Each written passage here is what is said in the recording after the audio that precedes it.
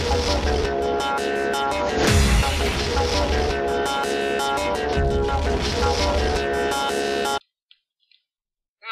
fuck!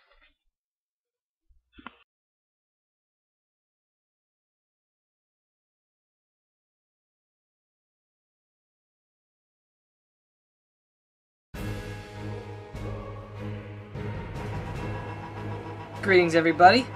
Today in my little game review series, we're going to take a look at a little beat 'em up called Castle Crashers. And for $15, you can't go wrong with it. Castle Crashers was first released on Xbox Live and later ported to PSN and more recently, Steam. This game was developed by the Behemoth.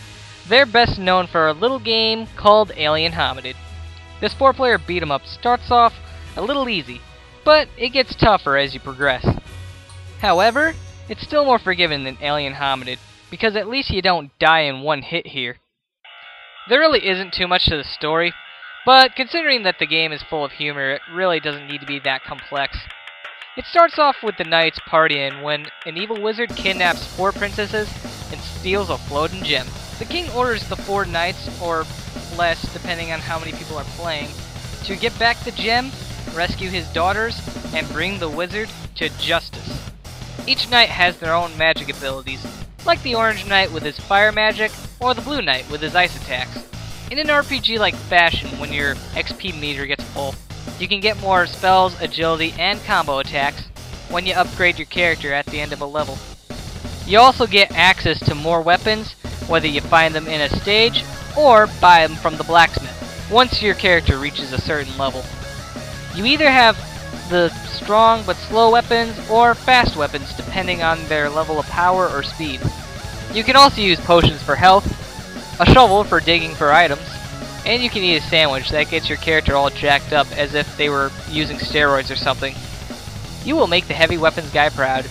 While the first boss is pretty easy, the later bosses are pretty challenging. I recommend having a group with you for the later bosses because, trust me, they are tough motherfuckers. Each boss, like in most of these games, have a certain pattern and ways to beat them. I kinda like the gimmicks that they did with the boss fights, mainly because they involve a lot of strategy and they keep you on your feet most of the time. It's definitely not like what the kids are into these days. I am an enemy! Graphics are pretty good looking. The backgrounds are painted and it looks great, while the characters are outlined and it works pretty well with the backgrounds. As for sound, the music is pretty good. The main theme is an orchestra, and it really fits the setting of the game. Plus, it's really epic.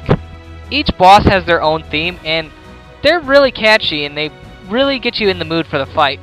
The people at Newgrounds did a fantastic job with the music. And it sounds like someone getting hit or picking up an item. It's pretty much stuff you expect from a beat 'em up, so it gets the job done. The game has some pretty good extras.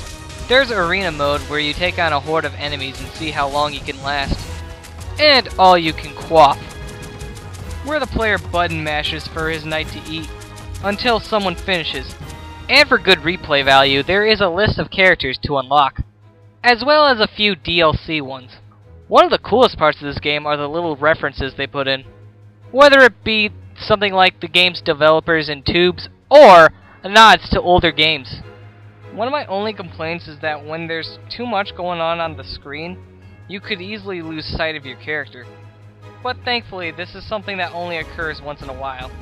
Overall, Castle Crashers is a fun little game, and for $15, and with all this content, you will definitely get your money's worth. And that's why I give Castle Crashers a 9 out of 10. Peace out.